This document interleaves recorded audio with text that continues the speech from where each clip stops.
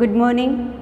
ધોરણ 10ના વિદ્યાર્થી મિત્રો, આપણે જે પહેલું યુનિટ શરૂ હતું, યુનિટ 1માં આપણે પ્રી ટાસ્ક ભણ્યા, ત્યારબાદ અગેન્સ્ટ ધ ઓડ્સમાં ટ્રેક્સ ટુ તાજનગર ભણ્યા, અને આજે આપણે ભણવાના છીએ સીતાપુર સ્લાઇડ પાર્ટ 2. પહેલું યુનિટ જે છે અગેન્સ્ટ ધ ઓડ, એમાં 3 પાર્ટ છે: ટ્રેક્સ ટુ તાજનગર, બીજું સીતાપુર લાઇટ, અને ત્રીજું છે પલક્કડ પબ્લિક લાઇબ્રેરી. આજે આપણે સીતાપુર લાઇટ પાઠ ભણીએ છીએ. ખૂબ સરસ પાઠ છે. પહેલાં પણ મેં તમને કહ્યું હતું કે આમાં જેટલી આજે 3 વાર્તાઓ છે એ સત્ય ઘટના છે, એ કોઈ બનાવવામાં આવેલી વાર્તા નથી, અને સત્ય ઘટના હોવાને કારણે એ લોકોના જીવન સાથે અને હૃદય સાથે વણાયેલી હોય છે. અને જ્યારે કોઈ પણ કામ તમે મક્કમ નિર્ધાર સાથે કરો છો અને પછી જે પરિણામ સ્વરૂપે તમને સફળતા મળે છે એ તમને જીવનભર યાદ રહે, રાજ્યને યાદ રહે, ગામને યાદ રહે, પૂરા રાષ્ટ્રને યાદ રહે. એવી સરસ વાત અહીં સીતાપુર નામના એક ગામની છે. આપણે શરૂ કરીએ. બધા લોકો પુસ્તક રાખીને બેઠા હશે. પાના નંબર 2 ઉપરનો part 2, Sitapur light. In rural Uttar Pradesh, over 60% of households are without power. Uttar Pradesh, અને ખાસ કરીને ઉત્તર પ્રદેશ હોય, બિહાર હોય, એ બધા ગામડાઓમાં રૂરલ એટલે કે જે ડિસ્ટન્ટ એરિયા જે છે, બધા દૂર દૂરના ગામડામાં, ગ્રામ્ય પ્રદેશોમાં આજે પણ હજી ઘણા બધા ગામડાઓમાં વીજળી નથી. જો એને સમજણ આપવામાં આવે કે સોલાર ઉર્જા જે છે, સૌર ઉર્જા જે છે, એમાંથી તમે લોકો આખા ગામને, પૂરા ઘરને કેટલી સરસ રીતે વીજળી પૂરી પાડી શકાય, કોઈ બીજા સ્ત્રોતથી નહીં, સૂર્ય જ એક બહુ મોટો સ્ત્રોત છે ઉર્જા માટેનો, તો આજે હજી ઘણા ગામડાઓમાં ઉર્જા રીતે પ્રાપ્ત થઈ શકે. જેમ કે તાજનગરના ગામના લોકોને રેલવે સ્ટેશનની જરૂર હતી અને સરકાર એમાં કોઈ વિશેષ હેલ્પ નહોતી કરી શકતી, તો ગામના લોકોએ પોતે જાતે હેલ્પ કરી અને પોતે ઊભું કર્યું સ્ટેશન અને પોતાની સગવડતા ઊભી કરી. એમ જ અહીંયા સીતાપુર નામના ગામની વાત છે કે જ્યાં દૂર ગામડું છે ઉત્તર પ્રદેશનું, જ્યાં કહે છે કે over 60% of households are without power. 60%થી વધારે ઘરો એવા છે કે જ્યાં વીજળી જ નથી. આજે પણ વિચારો તમે, ટેકનોલોજીના યુગમાં આજે દુનિયા કેટલી આગળ વધી ગઈ છે, ત્યારે ભારતના અમુક ગ્રામ્ય પ્રદેશો આજે પણ જે પછાત છે સગવડતાઓથી, અને બીજી ઘણી બધી તકલીફોથી એ લોકો પીડાય છે અને સગવડતાઓ નથી પૂરી મળતી. તો ખરેખર આ લોકો માટે કોઈ કાર્ય થાય ને, શિક્ષણ ક્ષેત્રના લોકો કે જે ખૂબ ભણેલા ગણેલા છે અને જે લોકો ટેકનોલોજીને ખૂબ માનવાવાળા છે, એ લોકોએ માત્ર સિટી પૂરતો વિચાર ન કરીને, એટલે રાજકીય લેવલે પણ જો આવા ગામડાઓનો વિચાર કરવામાં આવે તો ઘણા બધા ફાયદાઓ થાય, અને થતું પણ હશે કામ, એવું નથી કે નથી થતું. અહીંયા આપણને આજ બધા ઉદાહરણો બતાવે છે કે કામ હવે સરસ રીતે થવા માંડ્યું છે. તો કહે છે કે 60%થી વધારે ઘરોમાં ઉત્તર પ્રદેશના દૂરના ગામડાઓમાં આજે પણ લાઇટ નથી, વીજળી નથી. Sitapur district is one of such place with no power. આવો જ એક સીતાપુર નામનો જિલ્લો છે કે જ્યાં પાવર જ નથી, એટલે કે વીજળી છે જ નહીં. A small social enterprise called Meragaon power MGP is trying to change things. ત્યાં એક સંસ્થા ચાલતી હશે મેરાગાંવ પાવર MGP નામની, કે જે આવી રીતે સોલાર પેનલો તમારા ગામમાં ઊભી કરાવી આપે અને તમને વીજળીની સગવડતાઓ ઘરે ઘરે ગ્રાહકોને પૂરી કરાવી આપે. એમાં આ પ્રકારની એક સંસ્થા કે જેનું નામ MGP છે. એ એન્ટરપ્રાઇઝ એટલે સંસ્થા. જો આપણે લખ્યું છે રૂરલ એટલે ગ્રામીણ પ્રદેશ, એન્ટરપ્રાઇઝ એટલે સંસ્થા. આ MGP નામની જે સંસ્થા છે એમણે આ કામ હાથમાં લીધું કે ભાઈ સીતાપુરના ગામને અમે અને આજુબાજુના ગામડાઓમાં અમે વીજળી પૂરી પાડવા માટેની પૂરી કોશિશ કરશું. તો એની માટેનો જે આખો સગવડતાવાળો, જે બેનિફિટવાળો જે સ્ત્રોત છે એ સૂર્ય છે. કારણ કે ઘણી વખત એવું બને કે દૂરના ગામડા હોય ને તો ઇલેક્ટ્રિકના થાંભલાઓ ત્યાં સુધી ન પણ પહોંચી શકે, અને કરી શકાય પણ ધીમે ધીમે બધું વિકાસતા પંથે હોય તો થાય. તો આવી રીતે જો સૂર્ય તો બધે પહોંચવાનો, એવું કંઈ નથી કે શહેરમાં જ પહોંચવાનો કે ભાઈ અમુક જ ગામ સુધી પહોંચવાનું. સૂર્ય તો પૂરી પૃથ્વી પર પ્રકાશે છે. તો એમાંય પાછો ભારત છે એ ગરમ પ્રદેશ કહેવાય, આખો દેશ જ ગરમ દેશ કહેવાય, કારણ કે અહીંયા ગરમી વધુ હોય છે. તો આપણે સૌથી વધુ સૌર ઉર્જાનો ઉપયોગ કરીને ઘણા બધી સગવડતાઓ પ્રાપ્ત કરી શકીએ, એટલે ઘણા બધા એવા સ્ત્રોત ઊભા કરીને સૌર ઉર્જાનો ઉપયોગ કરીને ઇલેક્ટ્રોનિક સાધનો છે, આવી સગવડતાઓ છે કે જેમાં બીજો કોઈ વિશેષ ખર્ચ નથી, એક સોલારની પેનલ જ બેસાડવાની હોય છે અને સૂર્યને ઇલેક્ટ્રિસિટીમાં કન્વર્ટ કરાવવાની હોય છે. આ બધું ઘણા લોકો હવે ખૂબ મોટા પાયે થવા માંડ્યું છે, કરવા માંડ્યા છે. તો એવું જ અહીંયા એમ કે MGP નામની મેરા ગાંવ પાવર નામની એક સંસ્થા છે જેણે આ બધું જે કામ હાથમાં લીધું, મતલબ આ જે પરિસ્થિતિ હતી એને બદલવાની કોશિશ કરી, change the things. They are putting 2 solar panels at a time. એક સમયે એ લોકો બબ્બે સોલાર પેનલ મૂકતા જતા હતા. In just over a year, એક વર્ષની અંદર MGP has connected more than 3,500 customers to solar power mini grids at a village level.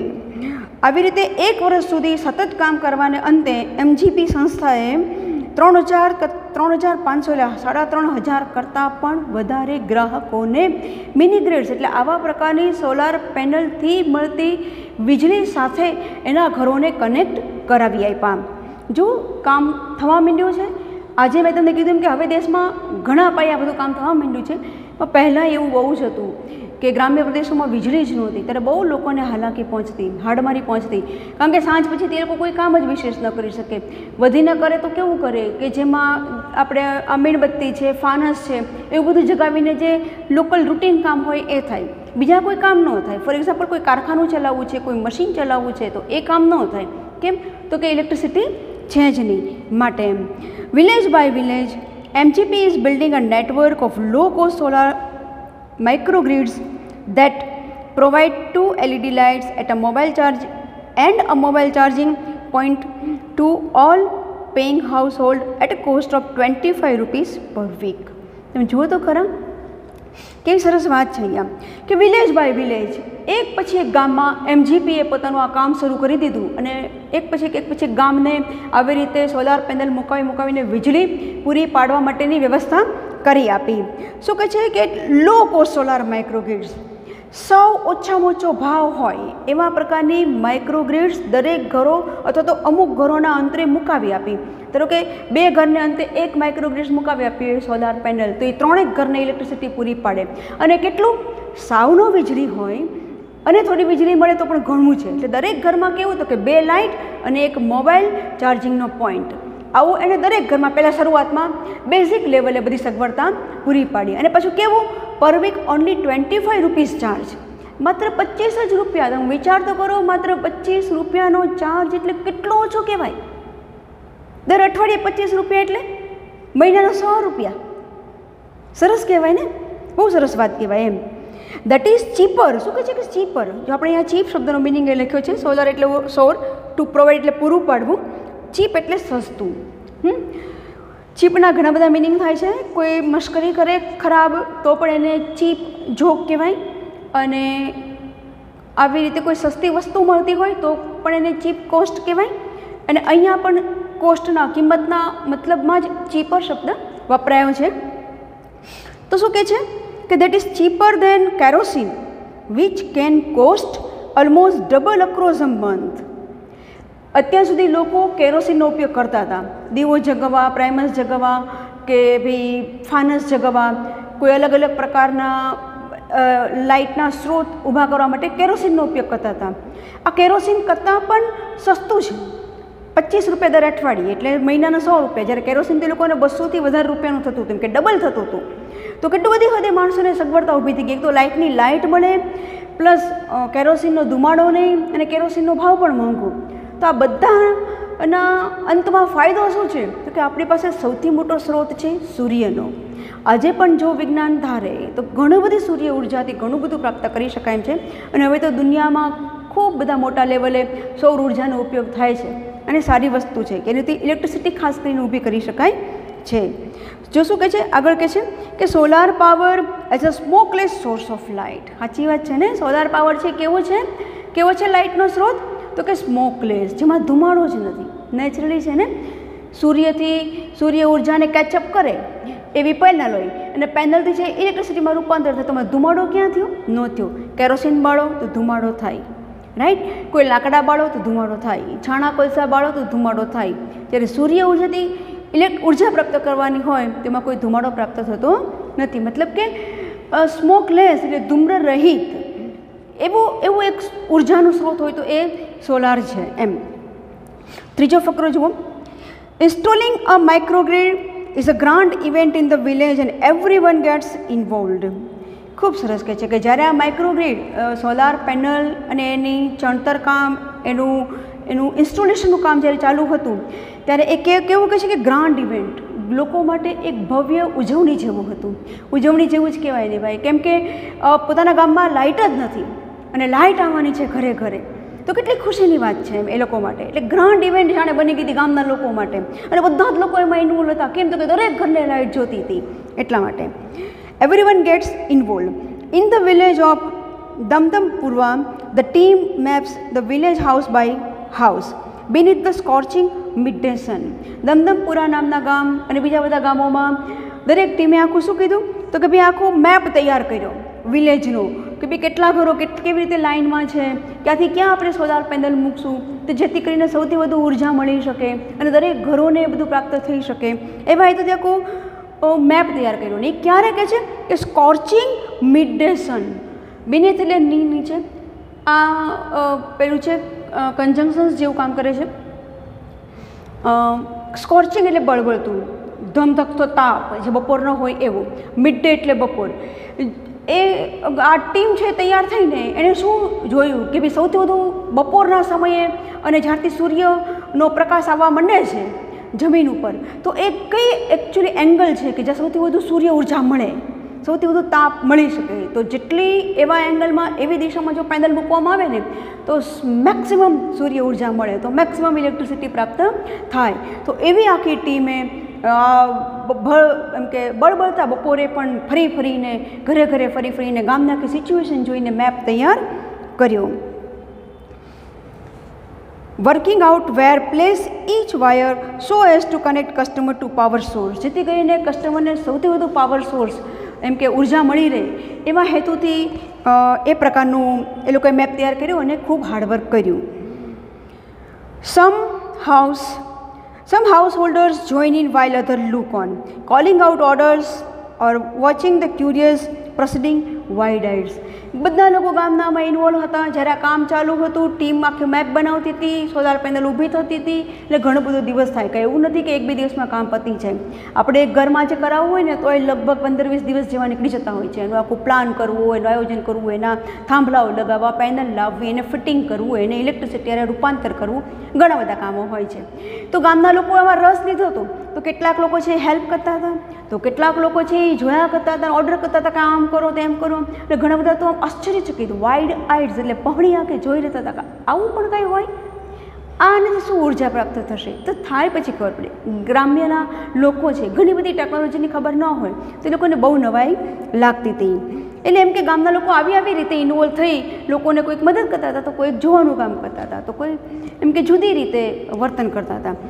The roof of a sturdy brick-walled home in each village is always chosen as the site for the panels and the battery.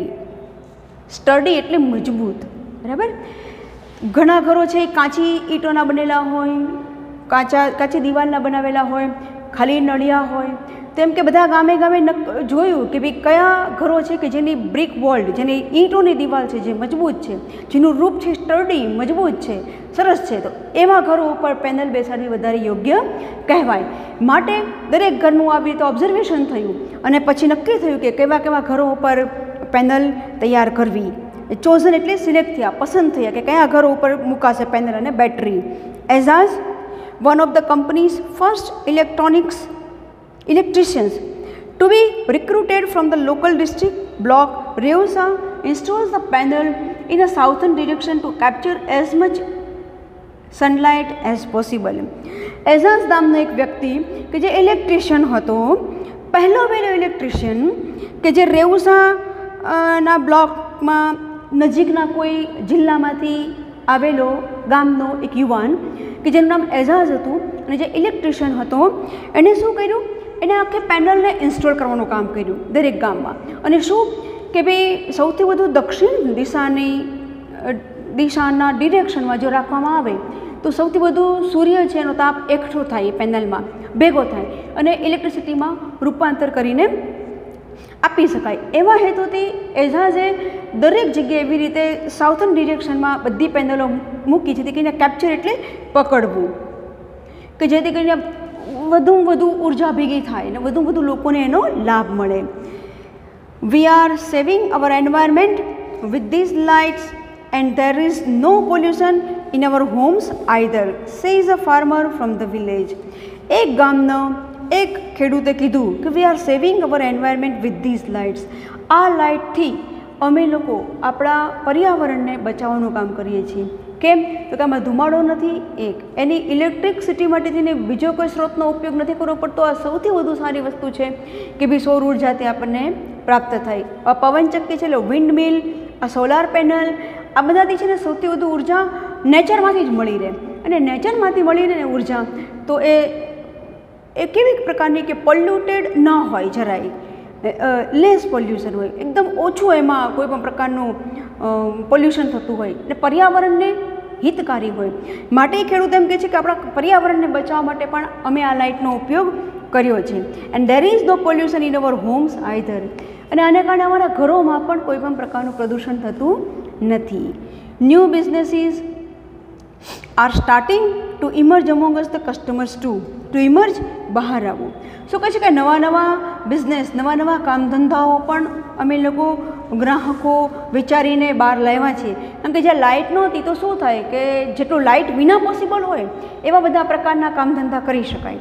એટલે નાના નાના ઉદ્યોગો છે એ બધા. પણ જ્યારે લાઇટનો ઉપયોગ થાય ત્યારે જે ટેકનોલોજી સાથે સાધનો અને પ્લસ મશીનો દ્વારા જે કામ તમે કરી શકો એને કારણે ગામને પણ ફાયદો થાય અને લોકોની મહેનત પણ લેખે લાગે અને કમાઈ પણ શકે. એટલે જ્યારથી આ લાઇટ આવી ત્યારથી એમ કહે છે કે અમે લોકો નવા બિઝનેસ પણ કરી શક્યા. સેઝ અનધર, બીજા કોઈકે કીધું. In one village customers are using the light to view series by night. એકાદ ગામ તો એવું છે, એકાદ બે ગામમાં કે જ્યાં લોકો રાત્રે સાડી વણવાનું કામ કરે છે મશીન ઉપર. કારણ કે આખો દિવસ બીજું કોઈ કામ કરે તો રાત્રે પોતાના ઘરે મશીન હોય એમાં સાડી વણે.